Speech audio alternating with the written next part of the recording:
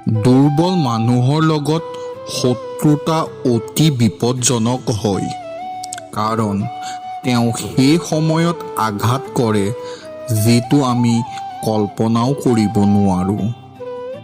খং এনেকুৱা এচিড যে যাৰ ওপৰত ঢলা হয় তাতকৈ বেছি যিটো পাত্ৰত ৰখা হৈছে তাৰ ক্ষতি কৰে।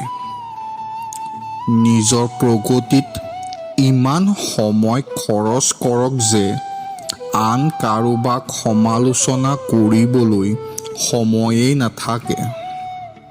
খং কৰাটো জ্বলি থকা কয়লাক আন এজনৰ ওপৰত পেলাই দিয়াৰ ইচ্ছাৰে ধৰি থকাৰ দৰেই ই আপোনাক প্ৰথমে জ্বলায়। জীৱনৰ সত্যতা বুজিবলৈ বৰ কঠিন নহয়। যি পাল্লাত আপুনি আনক ওজন কৰে সেই পাল্লাত কেতিয়াবা নিজে বহি চাওক।